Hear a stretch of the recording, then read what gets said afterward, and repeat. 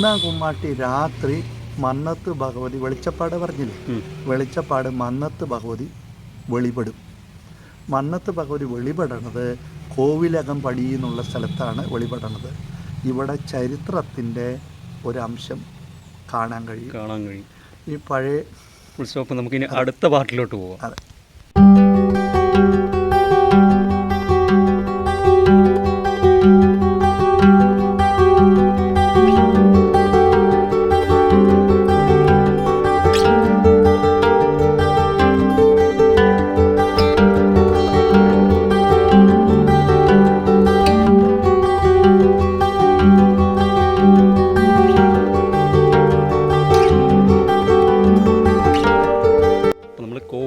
പടി എന്ന് പറഞ്ഞു. പാലക്കാടുള്ള ആളുകൾ ധരിക്കാതിരിക്കാൻ വേണ്ടിയിട്ടാണ് കൊല്ലങ്കോട് കോവിലകം മൊക്കോ അല്ലെങ്കിൽ കൊല്ലങ്കോട് കോവിലകോ അല്ല ഈ പറയുന്നത്.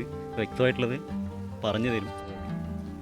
ഈ ഇന്നത്തെ കാണണ കോവിലകമല്ല അന്നുണ്ടായിരുന്നത്, കൊല്ലങ്കോടുള്ള കോവിലകമല്ല അന്നുണ്ടായിരുന്നത്. ഈ വെങ്ങനാട് കോവിലകം ആദ്യം താമസിച്ചത്, അവരുടെ കോവിലകം ഉണ്ടായിരുന്നത് ഈ വടവന്നൂർ സ്ഥലത്തായിരുന്നു. അവർക്ക് പിന്നീട് ഭൂവിസ്തൃതി കൂടിക്കൂടി വന്നപ്പോൾ അവർക്ക് അഡ്മിനിസ്ട്രേഷൻ കുറച്ചുകൂടെ സെൻട്രലൈസ് ചെയ്ത് നടത്താൻ വേണ്ടിയിട്ടാണ് അവർ കൊല്ലങ്കോട്ടേക്ക് മാറിയത്. ആദ്യം അവരിവിടെ ആയിരുന്നു. ഒരു ആ പാലസൊക്കെ ഒരു പക്ഷേ പൊളിഞ്ഞു പോയിട്ടുണ്ടാവും. ഇപ്പം അവിടെ ഒരു വീടുണ്ട്, ഒരു 10 പേരെ വീടുണ്ട്. അതിൻ്റെ ഉമ്മർത്താണ്. കൊല്ലങ്കോട് കൊട്ടാരം ഉണ്ടാകുന്നതിനും ഒരുപാട് വർഷങ്ങൾക്ക് മുമ്പായതുകൊണ്ട് തന്നെ അത് നിലനിൽക്കാൻ ഒരു സാധ്യതയില്ല. അത് കാണാൻ വഴിയില്ല. ഇത് ഈ 10 പേരെ പറയുന്നത് പുതിയ കൺസെപ്റ്റാണ്. 940 ശേഷമുള്ള കൺസെപ്റ്റ് തന്നെയാണ്. അപ്പോൾ അവിടെയാണ് മന്നത്ത് ഭഗവതി വെളിപ്പെടുക. അതെ, മന്നത്ത് ഭഗവതി വെളിപ്പെടുക പറയുമ്പോൾ മന്നത്ത് ഭഗവതി അതുവരെ വാള് ഉയർത്തിപ്പിടിച്ച ഭഗവതി വാള് താത്തിപ്പിടിച്ച് ഇങ്ങനെ കുട്ടികളുടെ കുമ്മാട്ടിയുടെ ഇടയിൽ കൂടെ ഇങ്ങനെ കൂനി നടക്കുകയാണ്. അതിൽ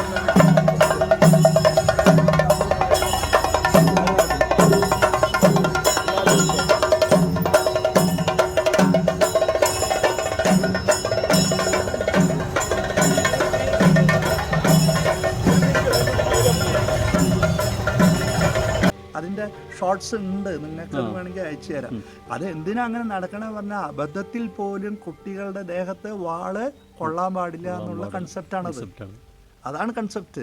അപ്പോൾ അത്രയും സൂക്ഷ്മതയോടെ കൗതുകത്തോടെ ഇരിക്കുന്ന ഭഗവതിയാണ് മന്നത്ത് ഭഗവതി. ഇത് എന്താ പറയുക, ഒരു അതിമനോഹരമായ കൺസെപ്റ്റാണ്. അമ്മൂമ്മയുടെ സങ്കല്പമാണ്. അമ്മ പറഞ്ഞാൽ കുട്ടികളുടെ എല്ലാറ്റിനും കൗതുകത്തോടെ കാണുന്ന അമ്മൂമ്മയാണ്. അതിപ്പോൾ നമുക്കൊക്കെ പേരക്കുട്ടികൾ എന്ത് ചെയ്താലും നമുക്ക് വളരെ കൗതുകത്തോടെയല്ലേ ഉണ്ടാവുക. പേരക്കുട്ടി ആര് പറഞ്ഞവർ മൂത്രമൊഴിച്ചാലും അല്ലെങ്കിൽ വിസർജിച്ചാലും ഒക്കെ, വീട്ടിനകത്ത് വിസർജിച്ചാലും ഒക്കെ നമ്മൾ കൗതുകത്തോടെ കാണുള്ളൂ. എന്താ കാരണം പറഞ്ഞാൽ അതിനോടുള്ള വാത്സല്യമാണ്. അല്ലെങ്കിൽ അതിനത്രേ അറിയുള്ളൂ ആ പേരക്കുട്ടിക്ക്. ആ തരം സങ്കല്പമാണ് ഈ മന്നത്ത് പകരം. 3 കഴിഞ്ഞ് 4-ാം കുമ്മാട്ടിയും പഴയ ആവർത്തനാണ്. പിന്നെ 5-ാം കുമ്മാട്ടി പറയണത് യുവാക്കളാണ് ഈ കുമ്മാട്ടി കാര്യമായിട്ട് എടുക്കുക. എന്താ ആരുടെ മുഖത്തൊരു തെളിച്ചില്ലായ്മ? മുണ്ടക്കിലെ അമ്പലത്തിൽ കൊട്ടാൻ വരുമ്പോ ഇങ്ങനെ ഒരു ചുറ്റിക്കളി ഉണ്ടാവുന്ന കരുതിയില്ലല്ലേ? ഒട്ടും പ്രതീക്ഷിച്ചില്ല. കേട്ടിട്ടേ ഉണ്ടായിരുന്നുള്ളൂ. ഇങ്ങനെയാണ് പരിചയപ്പെടാൻ കഴിഞ്ഞത്. കേട്ട കഥകളെല്ലാം ഭക്ഷണമായിരുന്നു അല്ലേ? പോക്കിരി, താന്തോന്നി നല്ല കലാകാരന്മാരുടെ മുന്നിലേ ഉള്ളൂ. പിന്നെ ഇഷ്ടം നല്ല ചട്ടമ്പികളെയാ. ഈ പറഞ്ഞ 2 വർഗമായിട്ടേ ചങ്ങാത്തേ ഉള്ളൂ.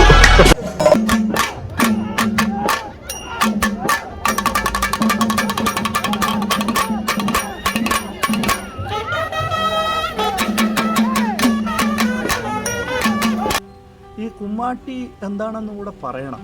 അത് 5-ാം കുമ്മാട്ടിയായിട്ട് ബന്ധപ്പെട്ട് പറയുമ്പോൾ അത് ശരിയാവുള്ളൂ. ഈ കുമ്മാട്ടി പറയണത് ഇത് മുഴുവൻ വന ഉൽപ്പന്നങ്ങളാണ്, ഇതിൻ്റെ അസംസ്കൃത വസ്തുക്കൾ. ഞാൻ നേരത്തെ പറഞ്ഞില്ലേ വനപ്രദേശമായിരുന്നു പറഞ്ഞല്ലോ. ഈ കുമ്മാട്ടി ഉണ്ടാക്കണത് പുല്ലാണിക്കോല പറയും, പുല്ലാണി വള്ളി പറയും, പുല്ലാണി വള്ളിയാണത്, ഒരു വള്ളിയാണ്. ഈ വള്ളിയിൽ കുറുക്ക ഓട്ട തുളയ്ക്കും, നെടുകയും കുറുക്കയും ഓട്ട തുളച്ചിട്ട് ഈ അലകുണ്ടല്ലോ, അലക് ചെത്തി മിനിക്കിട്ട് ഈ ഓട്ടയുടെ ഉള്ളിൽ ക്രോസായിട്ട് ഇങ്ങനെ നിക്ഷേപിച്ച ഒരു ക്രോസായി. ഇതിൻ്റെ മുകളിൽ കൂടെ നീലൂരി പറഞ്ഞ ഒരു വള്ളിയുണ്ട്, ഇവിടെയൊക്കെ കാണാറ്. ഇത് വളയാക്കി ചുറ്റും. അപ്പം എന്തായി, ഒരു കുടമാതിരിയായി, ഒരു റിങ്ങായി, ഒരു കോലിൽ ഒരു റിങ്ങായി. ഈ സാധനമൊക്കെ തന്നെയാണ്. അതിൻ്റെ അതൊന്നും കാണിക്കില്ല, വേറെ കാണിച്ചു തരാം ഞാൻ. അല്ല നമ്മുടെ വീഡിയോയിൽ ഞാൻ കുമ്മാട്ടിക്ക് ഒന്ന് എടുത്തപ്പോൾ എടുത്തിട്ടുണ്ട്. ആ റിങ്ങായി. ആ റിങ്ങിൽ ഈ പനട തന്നെ ഏണ പറയും. ഈ പനട തണ്ടിൻ്റെ അടിഭാഗത്തുനിന്ന് എടുക്കുന്ന സാധനം ബ്രഷൊക്കെ ഉണ്ടാക്കാൻ വേണ്ടി ഉപയോഗിക്കണം. പൊളിരല്ല, അതിൻ്റെ അടിയിൽ നിന്ന് ഏണെന്നാ പറയുക. അത് ഇപ്പം അത് ബ്രഷൊക്കെ ഉപയോഗിക്കാൻ വേണ്ടിയിട്ട് അവർ ഉപയോഗിക്കുന്നുണ്ട്. അപ്പോൾ ആ ഏണിൽ കാട്ടുപൂള പറയും, ചുവന്ന പൂവുണ്ട്, കാട്ടുപൂളിയും അരളിയുണ്ട്, വെള്ള അരളി. ഇത് രണ്ടും കൂടെ മിക്സ് ചെയ്തങ്ങോട്ട് കോർക്കും, ഒന്നായിട്ട് കോർത്തിട്ട് ഈ വളയത്തിന് മൊത്തം ഇടും. ഇങ്ങനെ ഇടണ ഒരെണ്ണത്തിന് ഒരു നില എന്നാ പറയുക. ഈ എന്തെയും പറഞ്ഞാൽ ഇതിനെ ഇങ്ങനെ കെട്ടി 10 നില 15 നില 50 നില 100 നില ആകാശമുട്ട വരെയൊക്കെ അതിനാണ് വലിയ കുമ്മാട്ടി. എത്രത്തോളം ഹൈറ്റ് ഉണ്ടാക്കാൻ പറ്റുമോ നിർത്തിയിട്ട് കയറിട്ട് അല്ല, അത് ബാലൻസ് ചെയ്യണമല്ലോ. ഒരു കുമ്മാട്ടി എടുക്കാൻ തന്നെ 10, 50, 60 ആള് വേണം. എങ്കിലും അത് ഇതിപ്പോൾ എടുത്ത് ഈ പൊങ്ങിക്കല് ഒരു പക്ഷേ മന്നത്ത് മാത്രമേ ആവുള്ളൂ.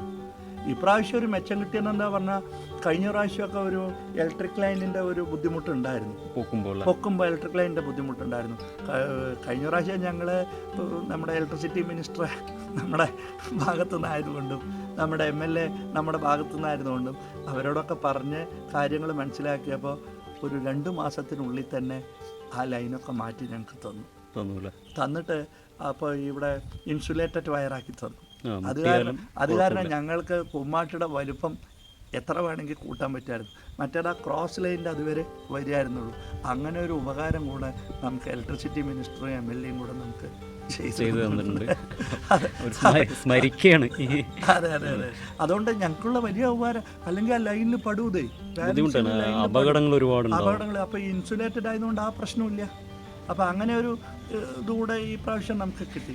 5 കഴിഞ്ഞ് 6ാമത്തെ കുമ്മാട്ടിക്ക് ഇതേമാതിരി ഇതിൻ്റെ ആവർത്തനം തന്നെയാണ്. ആനയുണ്ടാവും, കൊട്ടും ഉണ്ടാവും.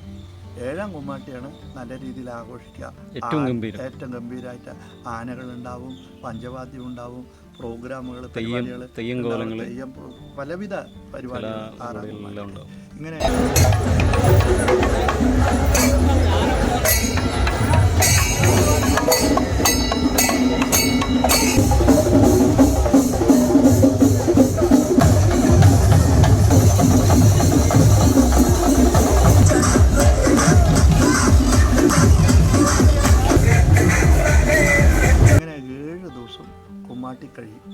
കുമ്മാട്ടി കഴിഞ്ഞ് ഞാൻ നേരത്തെ പറഞ്ഞ മാതിരി 3 കഴിഞ്ഞ് 5ാമത്തെ ദിവസത്തിന് പറയാൻ വിട്ടുപോയത്, അന്നും മന്നത്ത് ഭഗവതി വെളിപ്പെടും. അത് ഭണ്ഡാരപ്പടി എന്നുള്ള സ്ഥലത്താണ് വെളിപ്പെടുന്നത്. ഈ ഭണ്ഡാരപ്പടി എന്ന് പറയുന്നത് പണ്ട് ഞാൻ നേരത്തെ പറഞ്ഞ പോലെ കോവിലൊക്കെ ഇവിടെ ആയിരുന്നു. അതിൻ്റെ ഭണ്ഡാര സൂക്ഷിപ്പുകാരനും വടവന്നൂരായിരുന്നു. അപ്പോൾ ഇതിൻ്റെയൊക്കെ ഞാൻ നേരത്തെ പറഞ്ഞ മാതിരി ഇതിൻ്റെയൊക്കെ അടിസ്ഥാനം പറയുന്നത് സാമ്പത്തികമാണല്ലോ. സാമ്പത്തികത്തിൽ എന്തെങ്കിലുമൊക്കെ ബുദ്ധിമുട്ട് വന്നാൽ അതിൻ്റെ പാറ്റേൺ ഇവരായിരുന്നു. അപ്പോൾ ഈ ഭണ്ഡാരപ്പടിയുടെ ഉമ്മർത്ത് മന്നത്ത് ഭഗവതി വെളിപ്പെട്ടിട്ടുള്ളത്. മന്നത്ത് ഭഗവതി എന്ത് ചെയ്യും പറഞ്ഞാൽ കുറച്ചപ്പുറത്തൊരു സ്ഥലത്ത് പോയിരിക്കും.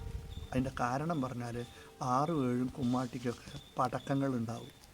കഥനയും പടക്കവും ഇതൊക്കെ ഞാൻ നേരത്തെ പറഞ്ഞ അമ്മൂമ്മ സ്വരൂപിക്ക് അതൊക്കെ അസഹനീയമാണ്. പക്ഷെ ഉത്സവം മുടങ്ങാനും പാടില്ല. അപ്പോൾ ഇവരെന്ത് ചെയ്യും പറഞ്ഞാൽ മഴൂർ ഭഗവതിയെ ഈ ഉത്സവം നടത്തുന്നതിൻ്റെ ചുമതല ഏൽപ്പിച്ചിട്ട് ഇവർ കല്ലടി പറയുന്ന ഒരു സ്ഥലമുണ്ട്, വൈദ്യശാലയുടെ അപ്പുറത്ത്. അവിടെ പോയിട്ടിരിക്കും. അവിടെ പോയിരുന്ന് 7 ദിവസത്തെ കുമ്മാട്ടിയും വീടുമൊക്കെ കഴിഞ്ഞ് സമാധാനമാകുമ്പോൾ 8ാമത്തെ ദിവസം രാവിലെ ഇവർ പുറപ്പെട്ടു വരും. അവരെ എല്ലാ സമുദായങ്ങളും ചേർന്ന് കൊണ്ടുവരണം എന്നാണ് പറയണത്. 2 വിഭാഗമായിട്ട് പറഞ്ഞ ആ വിഭാഗം ഒരുമിച്ച് ഇവിടെ വീണ്ടും കൂടിച്ചേരലാണ്. ഒരുമിച്ച് ഈ ഭഗവതിയെ കൊണ്ടുവരാൻ കുടിവരവ് എന്നാണ് പറയുക. കുടിവരവ് എന്നാണ് പറയുക. കുടി വന്ന് വീണ്ടും മന്നത്ത് കൊണ്ട് സ്ഥാപിക്കും. മന്നത്ത് കൊണ്ട് സ്ഥാപിച്ച് എന്തെയും പറഞ്ഞാൽ ഞാൻ നേരത്തെ പറഞ്ഞ കണ്യാർ സമുദായക്കാരുണ്ടല്ലോ, അവർ വേദം ചൊല്ലും.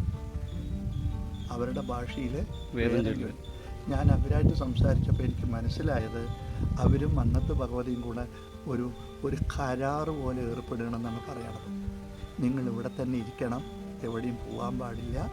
അങ്ങനെ ഇരിക്കുമ്പോൾ ഞങ്ങൾ ഇന്ന കാര്യങ്ങളൊക്കെ നിങ്ങൾക്ക് വേണ്ടി ചെയ്യും, ഞങ്ങൾ നിങ്ങൾക്ക് വേണ്ടി സമർപ്പിക്കും. അതുകൊണ്ട് നിങ്ങൾ ഇവിടുന്ന് എവിടെയും പോകാൻ പാടില്ല എന്ന് ഉറപ്പ് വാങ്ങിയിട്ട് അവർ പുറത്തേക്ക് ഇറങ്ങും. ഇതിന് കാവ് തീണ്ടൽ എന്ന് മറ്റൊരു ഓമന പേരിൽ കൂടെ അതിനെയാണ് കാവ് തീണ്ടൽ എന്ന് പറയുന്നത് അല്ലേ? എല്ലാ അമ്പലങ്ങളിലും നമ്മൾ കാവ് തീണ്ടൽ എന്ന് പറഞ്ഞു കഴിയുമ്പോൾ നമ്മൾ ഉത്സവ സമാപനം എന്നുള്ള ആ ഒരു രീതിക്ക് മാത്രമേ ചിന്തിക്കും. ഈ സമുദായം വന്നിട്ട് ഈ മന്നത്ത് കാവ് കയറി കാവ് കയറി ഈ ഭഗവതിയായിട്ട് അവർ സംസാരിച്ച് അവരുടെ ഉറപ്പുകൾ പരസ്പരം വാങ്ങി പുറത്തേക്ക് ഇറങ്ങണതിനാണ് കാവ് തീണ്ടുക എന്ന് പറയുന്നത്. എന്നിട്ട് ഭഗവതിയുടെ നട അടയ്ക്കുകയാണ്. അങ്ങനെ കുമ്മാട്ടി ഉത്സവം സമംഗളം പര്യവസാനിക്കുകയാണ്. ഇതാണ് കുമ്മാട്ടിയുടെ വിശേഷം. അത് കഴിഞ്ഞ് 7ാമത്തെ ദിവസം നട തുറക്കും. നട തുറന്ന് നാട്ടുകാരൊക്കെ കൂടെ പായസമൊക്കെ വെച്ച് അതങ്ങനെ വിതരണം ചെയ്യും. ഇതോടെ കുമ്മാട്ടി പര്യവസാനിക്കുകയാണ്.